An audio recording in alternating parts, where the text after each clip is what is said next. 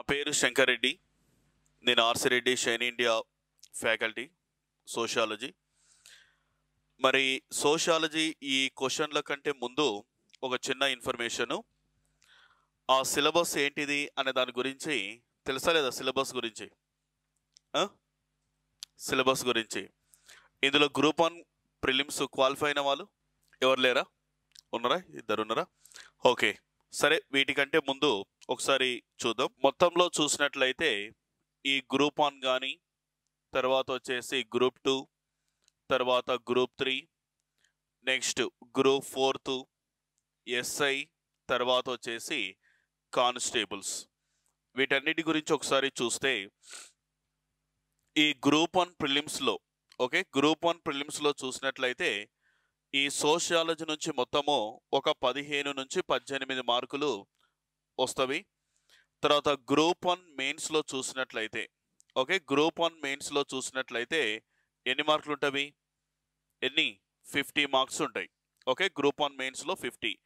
ఇప్పుడు ఇంకా ప్రిలిమ్స్ అనేది ఆల్మోస్ట్ అయిపోయింది. ఇప్పుడంతా కూడా అశోక్ నగర్లో దాదాపుగా 70% స్టూడెంట్స్ గ్రూప్ 1 మెయిన్స్కు ఎక్కువ ప్రిపరేషన్లో ఉన్నారు. గ్రూప్ 1 మెయిన్స్లో 50 మార్కుల పేపర్ ఉంటుంది. ఏది? సోషియాలజీకి సంబంధించి చూడండి. ఇండియన్ సోషల్ స్ట్రక్చర్ అని పిలుస్తారు దాన్ని. భారతీయ సామాజిక శాస్త్రము అని పిలుస్తారు. మెయిన్స్లో 50 మార్కులు వరకు వస్తే మొత్తం కూడా డిస్క్రిప్టివ్ క్వశ్చన్స్ మొత్తం కూడా అక్కడ కూడా 5 యూనిట్స్ ఉంటవి. ఒక్కొక్క దానికి మినిమం తక్కువలు వేసుకున్న 10 మార్కులు కౌంట్ చేసుకున్న 50 మార్కులు మెయిన్స్లో వస్తాయి. తర్వాత ఇంకా గ్రూప్ 2 మీరు వచ్చినటువంటి దాంట్లో చూసినట్లయితే గ్రూప్ 2లో మొత్తం ఎన్ని పేపర్లు ఉంటాయి సార్ అంటేనేమో 4 పేపర్స్ ఉంటాయి. ఈ 4 పేపర్స్లో ఫస్ట్ పేపర్ ఏంటిది సార్ అంటేనేమో జనరల్ స్టడీస్ అనేది ఒకటి ఉంటుంది. General studies and mental ability అనేది ఉంటుంది. తర్వాత మరి సోషియాలజీ అనేది ఏ పేపర్లో వస్తుంది? ఏ పేపర్? ఫస్ట్ పేపరా, సెకండ్ పేపరా, థర్డా, ఫోర్తా? సెకండ్ పేపర్లో ఏమేమి ఉంటాయి? హిస్టరీ, పాలిటీ, తర్వాత వచ్చేసి సొసైటీ. సోషియాలజీ అని చెప్తున్నాం సార్. ఇక్కడ జిఎస్, హిస్టరీ, పాలిటీ, సోషియాలజీ అంటే ఈ గ్రూప్ 2లో సోషియాలజీలో 50 మార్కుల పేపర్ ఇక్కడ ఉంటుంది. సోషియాలజీ 50 మార్కులు, పాలిటీ 50 మార్కులు, హిస్టరీ వచ్చేసి 50 మార్కులు. అంటే సెకండ్ పేపర్ మొత్తం కూడా 150 మార్క్స్ ఉంటాయి. 150 ఇంటూ 4 పేపర్స్ కాబట్టి 450 మార్కులు ఉంటాయి. నో ఇంటర్వ్యూ అనేది ఏమాత్రం కూడా లేదు. ఇక్కడ గ్రూప్ 2లో పేపర్లో చూస్తేనేమో 50 మార్కులు వస్తాయి. మరి జనరల్ స్టడీస్ రాస్తుంది కదా సార్, జనరల్ స్టడీస్లో ఏమైనా ఉంటావా అంటే ఒక కాన్సెప్ట్ మెన్షన్ చేసిండు. సోషల్ ఎక్స్క్లూజియన్ పేరు ఎప్పుడన్నా విన్నారా? మీరు గ్రూప్ 2 సిలబస్ ముందర పెట్టుకుంటే సిలబస్ మీద కూడా అవగాహన ఉండాలి. గుడ్డిగా కోచింగ్ వచ్చినాం అనేది కాదు. అసలు పేపర్ 1లో ఏమున్నాయి, పేపర్ 2లో ఏమున్నాయి, పేపర్ 3లో ఏమున్నాయి, పేపర్ 4లో ఏమున్నాయి, వీటి మీద కూడా అవగాహన పెంచుకోవాలి. సిలబస్ లేని చదువు వేస్ట్. చూడండి. ఈ జనరల్ స్టడీస్లో మొత్తము 12 సబ్ టాపిక్స్ ఉంటవి. ఈ 12 సబ్ టాపిక్స్లో సోషల్ ఎక్స్క్లూజియన్ అనేది ఒక టాపిక్ ఉంటుంది. ఆ టాపిక్ నుంచి ఇదే నేను చెప్తున్నది. గ్రూప్ 1 ప్రిలిమ్స్లో ఎట్లయితే 15 నుంచి 18 మార్కులు వస్తావో ఈ జనరల్ స్టడీస్లో ఉండేటటువంటి సోషల్ ఎక్స్క్లూజియన్ నుంచి కూడా మినిమం 15 నుంచి 20 మార్కులు అడిగిన సందర్భాలు కూడా ఉన్నాయి. అంటే మీరు చదువుతున్నటువంటి సోషియాలజీ పేపర్లో 50 మార్కులు అంటున్నాం. జనరల్ స్టడీస్లో ఎన్ని మార్కులు అని చెప్తున్నాయి? ఇక్కడ 20 మార్కులు అంటున్నాం. 15 to 20 అంటే ఆల్మోస్ట్ 65 నుంచి 70 మార్కుల పేపరు ఏది ఉంటుందమ్మా అంటే సోషియాలజీ ఇన్ గ్రూప్ 2 అన్న విషయం గమనించాలి. Total how many marks? 65 to 70 marks in group 2. Only group 1 ప్రిలిమ్స్లో అయితేనేమో ఇన్ని మార్కులు వస్తాయి. తర్వాత మెయిన్స్లో అయితేనేమో 50 మార్కులు, అది పక్కకు పెట్టండి. ఇప్పుడు మీరు వచ్చింది గ్రూప్ 2 పర్పస్లో కాబట్టి పేపర్లో 50 మార్క్స్ వస్తాయి. మళ్ళీ జిఎస్లో కూడా టచ్ అవుతుంది చూడండి. అంటే సార్ ఇక్కడ పేపర్లో 50 మార్క్స్ అంటున్నారు, ఇక్కడనేమో 15 to 20 మార్క్స్ అంటున్నారు. దీని సిలబస్ రెండు వేరువేరా అంటే వేరువేరు కాదు. మీరు ఇక్కడ పర్ఫెక్ట్గా ప్రిపేర్ అవుతే ఇక్కడ కూడా మీరు తీసుకురావచ్చు అనమాట. అంటే ఒక కరెక్ట్ 50 మార్కులు ప్రిపేర్ అయితే ఆల్మోస్ట్ జిఎస్ కూడా కవర్ చేయొచ్చు. ఇవి. మరి గ్రూప్ 3 సార్, గ్రూప్ 3లో కూడా సేమ్ మార్క్స్. గ్రూప్ 3లో కూడా 65 to 70 మార్క్స్ అక్కడ వస్తవి. మరి గ్రూప్ 4లో జస్ట్ ఒక 5 to 10 మార్క్స్ వస్తవి. ఎస్ఐ కానిస్టేబుల్లో ప్రిలిమ్స్లో ఉండదమ్మా. ప్రిలిమ్స్లో సోషియాలజీ ఉండదు. ప్రిలిమ్స్లో ఉండదు. మరి ఎక్కడ ఉంటుంది సార్ మరి ఇది అంటే మెయిన్స్లో ఉంటుంది. ఓకేనా? మెయిన్స్లో ఎలా ఎలా ఉంటుంది సార్ అంటే society plus ethical moral values అని ఉంటాయి కదా, ఈ మోరల్ వాల్యూస్ ఈ రెండు కలిపి 20 మార్కుల బిట్లు వస్తాయి. మొన్న లాస్ట్ టైము ఎస్ఐలో అడిగిన క్వశ్చన్స్ ఎన్ని సార్ అంటే 18 మార్కులు వచ్చినాయి క్వశ్చన్స్. ఎథికల్ మోరల్ వాల్యూస్ అంటే ఈ కానిస్టేబుల్ కానీ ఎస్ఐ జాబ్ రావడానికంటే ముందు, వచ్చిన తర్వాత ఈ సమాజంతో ఎలా ఉండాలి, ఇతరులతో ఎలా మాట్లాడాలి, కొన్ని రకాల కేసెస్ వివరాల గురించి, తర్వాత కానిస్టేబుల్ తర్వాత ఎస్ఐ తర్వాత ఎవరుంటారు, ఇట్లా మొత్తము డీటెయిల్స్గా ఇక్కడ తెలుసుకుంటాం. ఇందులో 20 మార్కుల వరకు ఇక్కడ అర్థం. మొన్న రీసెంట్గా ఇచ్చిన దాంట్లో మన తెలంగాణలో 18 మార్క్స్ క్వశ్చన్స్ వచ్చినాయి చూడండి. ఇప్పుడు ఎస్ఎస్సి జీడీ చదవండి, తర్వాత వచ్చేసి ఆర్ఆర్బి తీసుకోండి, అప్ టు యూపీఎస్సి కూడా తీసుకోండి. ఏ కాంపిటేటివ్ ఎగ్జామినేషన్ తీసుకున్నా పక్కాగా వచ్చేది ఏంటి అంటే సొసైటీ. అంటే ఎక్కడో దగ్గర మీకు టచ్ అవుతూనే ఉంటాయన్నమాట. ఓకే, ఏదో ఒక చిన్న టాపిక్ తీసుకున్నా కూడా అందులో మనకు వస్తూనే ఉంటవి. కాబట్టి వీటి మీద కొంచెము అవగాహన పెంచుకోండి అంతే. అంటే గుడ్డిగా వచ్చి నేను క్వశ్చన్స్ ఎక్స్ప్లెనేషన్ చేయడం కంటే కూడా కొంచెం దాని బ్యాక్ డ్రాప్ స్టోరీ అనమాట. అసలు ఏంటిది ఈ సోషియాలజీ అనేది, అంటే మీరు ఒక్క దానికి ప్రిపేర్ అవుతే ఆల్మోస్ట్ అంతా కూడా తీసుకురావచ్చు. సరే, ఇక్కడ జిఏ ఇప్పుడు మనకు గ్రూప్ 2 గ్రూప్ 3లో సొసైటీకి సంబంధించిన సిలబస్ ఉంది కదా, ఇదే సిలబస్ గ్రూప్ 1 మెయిన్స్లో కూడా ఉంటుంది. సేమ్ సిలబస్, కొన్ని టాపిక్స్ మాత్రము అడిషనల్గా యాడ్ చేసిండ్రు అంతే. అంటే ఇక్కడనేమో మల్టిపుల్ చాయిస్ క్వశ్చన్స్ ఉంటాయి, ఇక్కడేముంటుంది మెయిన్స్లో డిస్క్రిప్టివ్ పర్పస్లో ఉంటుంది, అంటే రాతపూర్వకంగా ఉంటుంది అన్నమాట ఇక్కడ. అంటే మీరు యూపీఎస్లో కూడా సేమ్ సిలబస్సే అట్లా. కాబట్టి మీరు ఏదైనా తీసుకోండి, సిలబస్ అన్నీ కూడా సేమ్ సిలబస్ చూడండి. కాబట్టి కొంచెం బాగా చదివితే ఈజీగా మనం 50 నుంచి 60 మార్కుల వరకు తీసుకురావచ్చమ్మా. కాబట్టి కొంచెం జాగ్రత్తగా చూసుకోండి. ఓకే, మొత్తం ఎన్ని యూనిట్స్ ఉంటాయి? మొత్తం ఎన్ని అమ్మా? 5 యూనిట్స్ ఉంటాయి చూడండి. మొత్తము 5 యూనిట్స్ ఉంటాయి. ఓకే, ఫస్ట్ యూనిట్ చెప్తారా? Indian social structure. Second social issues.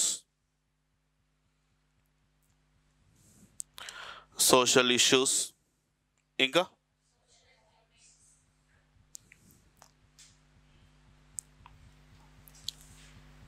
Social moments.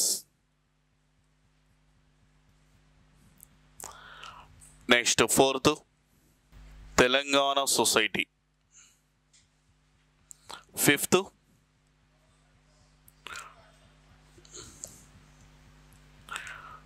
Public policies and welfare programmes. ఓకేనా? ఇవి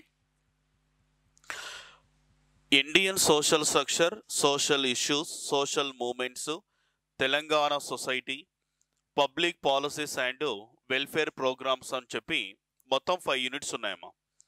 ఇందులో ఫస్ట్ యూనిట్ ఏంటిది అంటే మన తెలంగాణ గవర్నమెంట్ 2014కు 2021-22కు సిలబస్లో కూడా కొన్ని మార్పులు చేసిండ్రు. చూస్తున్నా లేదా? ఇప్పుడు అప్డేట్ సిలబసే ఉంది మీ దగ్గర, అప్డేట్ సిలబసే చూసుకోవాలి. ఓకేనా? కొన్ని చేంజెస్ చేసిండ్రు. ఇండియన్ సోషల్ స్ట్రక్చర్లో రీసెంట్గా వచ్చినటువంటి కొన్ని టాపిక్స్ ఏంటివి అంటేనేమో క్యాస్ట్ అనేది ఉంటుంది. ఓకేనా? క్యాస్ట్ కానీ, తర్వాత మ్యారేజ్ కానీ, కిన్షిప్ కానీ, ఫ్యామిలీ కానీ, తర్వాత ట్రైబ్స్, తర్వాత రిలీజియన్, తర్వాత ఇంకా ఉమెన్స్, ఇవి మొత్తము 8 సబ్ టాపిక్స్ ఉంటాయి. ఎన్ని? ఇంకొకటి ఏమైనా ఉందా సిలబస్లో? లేదు కదా. అందుకే అంటున్నా, ఓల్డ్ సిలబస్కు న్యూ సిలబస్కు చేంజెస్ ఉన్నాయి. ఓకేనా? తర్వాత మీరు చూసుకోండి, కావాలంటే మీకు సిలబస్ నేను సెండ్ చేస్తా. ఓకేనా? ఇది ఇండియన్ సోషల్ స్ట్రక్చర్లో మొత్తము 8 సబ్ టాపిక్స్ ఉంటాయి. ఈ సోషల్ ఇష్యూస్లో ఏ టాపిక్స్ ఉంటాయి సార్ అంటే, సోషల్ ఇష్యూస్లో ఫస్ట్ వన్ క్యాస్టిజం అనేది ఉంటుంది. ఓకేనా? క్యాస్టిజం, తర్వాత కమ్యూనలిజం. ఓకే, కమ్యూనలిజం, తర్వాత వచ్చేసి రీజనలిజం. ఓకే, రీజనలిజం, తర్వాత ఇంకా child labour, child labour, against, okay, తర్వాత next human trafficking, women trafficking కాదు, human trafficking, disability and aged. ఓకేనా, ఈ టాపిక్స్ అనేటివి సెకండ్ సెక్షన్లో ఉంటాయి. క్యాస్టిజం అంటే కులతత్వం, కమ్యూనలిజం అంటేనేమో మతతత్వం, రీజనలిజం అంటేనేమో ప్రాంతీయ తత్వము, చైల్డ్ లేబర్ అంటేనేమో బాల కార్మికులు, తర్వాత వచ్చేసి మహిళలపై హింస, ఓకే, తర్వాత వచ్చేసి హ్యూమన్ ట్రాఫికింగ్ అంటే మానవ అక్రమ రవాణా, తర్వాత డిజబుల్డ్, తర్వాత ఏజ్డ్ అంటే వికలాంగులు, తర్వాత వచ్చేసి వృద్ధులు, ట్రాన్స్జెండర్స్ కూడా కొత్తగా సిలబస్లో మెన్షన్ చేసింది చూడండి. ఓకేనా, ట్రాన్స్జెండర్స్ ఇంకా సిలబస్ ఒకసారి చూసుకున్నవి.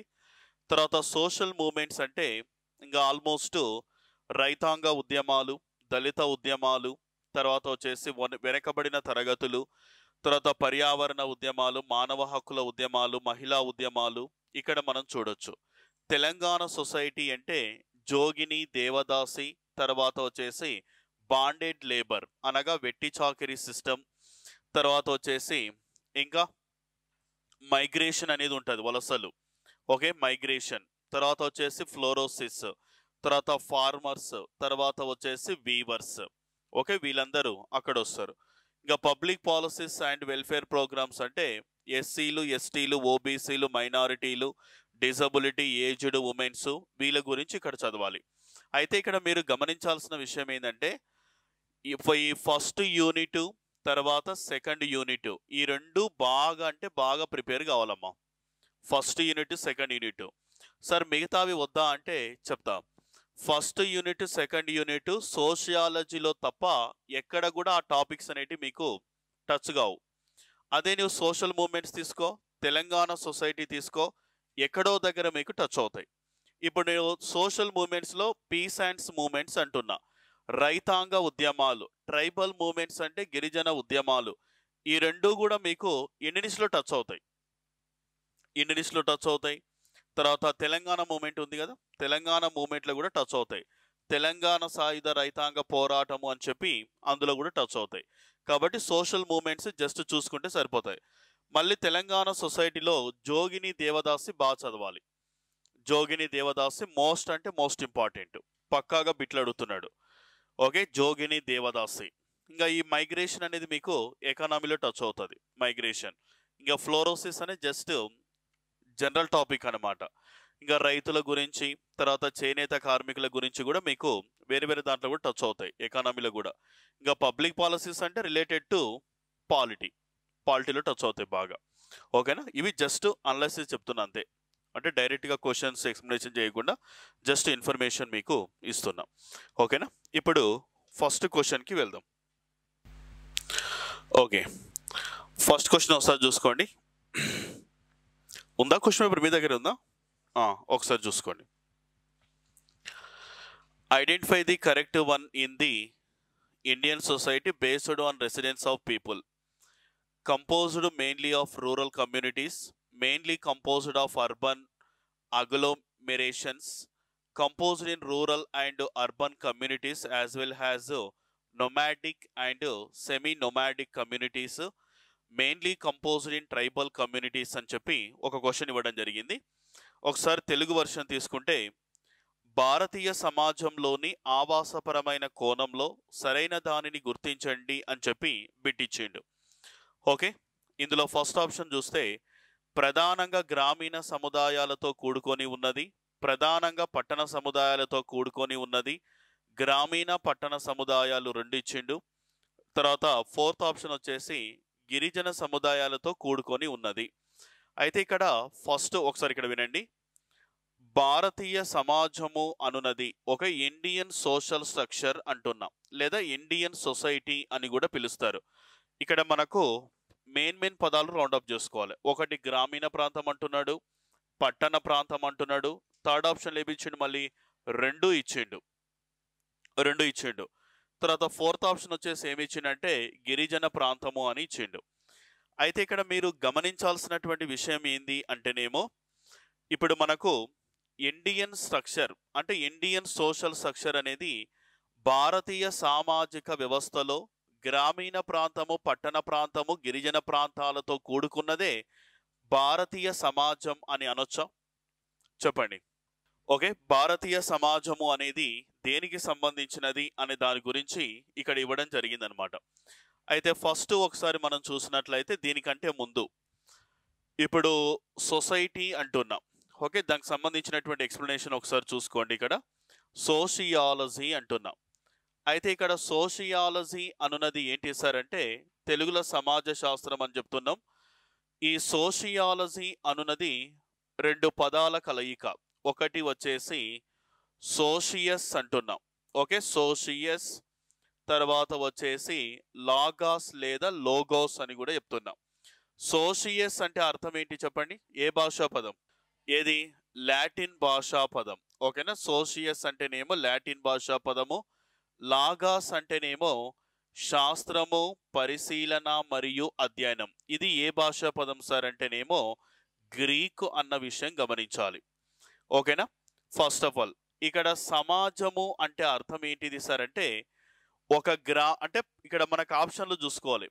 ప్రధానంగా గ్రామీణ సముదాయాలతో కూడుకొని ఉన్నది, ప్రధానంగా పట్టణ సముదాయాలతో కూడుకొని ఉన్నది, గ్రామీణ, పట్టణ, తర్వాత గిరిజన సముదాయాలు అంటున్నాడు. మరి ఆన్సరు ఏదై ఉంటుంది చెప్పండి చూద్దాం. మీకు కీ కూడా ఇచ్చిందా? ఇవ్వలేదా? ఇవ్వలే కదా. చెప్పండి ఇప్పుడు ఆన్సర్ ఏమై ఉండొచ్చు? ఇప్పుడు ఫర్ ఎగ్జాంపుల్ ఏంటి సార్ అంటే పట్టణ ప్రాంతాలు ఏర్పడడానికంటే ముందు ఏర్పడిన ప్రాంతాలు ఏంటివి సార్ అంటే పల్లెటూరులే. ఓకేనా? కొంచెం ఆలోచన చేయాల్సి వస్తుంది ఇక్కడ. ఫస్ట్ గ్రామీణ ప్రాంతము. గ్రామీణ ప్రాంతాలు ఏర్పడడానికంటే ముందు ఏవి ఏర్పడేశారంటే గిరిజన ప్రాంతాలు ఎప్పుడో ఏర్పడినాయి. ఇప్పుడు ఆదిమ మానవుడు అంటున్నాం. ఇప్పుడు మానవుడిని సంఘజీవి అంటే గ్రూప్ ఆఫ్ మెంబర్స్ అని పిలుస్తారు. సంఘజీవి అని పిలిచినది ఎవరు సార్ అంటే అరిస్టాటిల్. అంటే మానవుడు పల్లెటూరులో కంటే కూడా దట్టమైన అరణ్య ప్రాంతాలలో నివాసం ఉండేవాడు. తర్వాత గ్రామీణ ప్రాంతంలోకి రావడం, ఆ తర్వాత గ్రామీణ ప్రాంతం నుంచి ఉపాధి అవకాశాలు సరిగ్గా లేక ఎక్కడికి మైగ్రేట్ అయ్యిండు? పట్టణ ప్రాంతాల్లోకి. అంటే ఇక్కడ మనకు రెండు ఆప్షన్స్ ఇచ్చినప్పుడు ఒకటి గ్రామీణ ప్రాంతం తీసుకోవాలి, తర్వాత వచ్చేసి ఏంటిది అంటే గిరిజన ప్రాంతం అనేది తీసుకోవాలి. ఫస్ట్ అయితే గిరిజన ప్రాంతాల నుంచి గ్రామీణ ప్రాంతాల్లోకి మైగ్రేట్ అయ్యింటారు. ఆ తర్వాత ఏర్పడినదే పట్టణ ప్రాంతం అని చెప్తారు. ఓకేనా? First and third. Okay, B అనేటటువంటి ఆప్షన్ కరెక్ట్ అని చూసుకోండి. ఇది ఇంతకుముందు క్వశ్చన్ వచ్చింది. గ్రామీణ ప్రాంతము, గిరిజన ప్రాంతం ఇస్తే రెండింటికి ప్రియారిటీ ఇవ్వాలి. ఓకేనా? ఒకటి తర్వాత వచ్చేసి 3 దీనికి మాత్రం ప్రియారిటీ ఇవ్వాలి. ఇక్కడ ఒకవేళ గిరిజన ప్రాంతము ఆప్షన్లో గనక కనబడకపోతే వాడు జస్ట్ మామూలుగా 1, 2, 3, 4 అట్లా ఇచ్చిన అనుకో, అప్పుడు దానికి ఇవ్వాల్సి వస్తుంది. ఇది గతంలో అడిగిన క్వశ్చన్. ఇది చాలామంది తెలియక ఏం చేశారంటే ఏ రాసిండు, బి రాసిండు, సి రాసిండు, డి రాసింటారు. ఓకేనా? ఇది మనకి ఇక్కడ ఏ 1 మరియు 3 కదా. 1 మరియు 3 అన్నప్పుడు ఏదో వస్తుంది. సంచార జీవితాలు అంటే వీలే, ట్రైబల్సే. సంచార జీవులు అంటే కూడా ట్రైబల్స్ వస్తారు. అర్ధ సంచార అంటేనేమో ఇప్పుడు జూమ్ కల్టివేషన్ అంటే తెలుసా? జూమ్ అంటే సంచార జీవులు అంటే ఒక దగ్గరికి వెళ్ళి అక్కడే ఉంటారు. అర్ధ సంచార జీవులు అంటే వానికి స్థిర నివాసం ఉండదు, ఇంకా వెళ్తూనే ఉంటాడు అన్నమాట. ఓకే.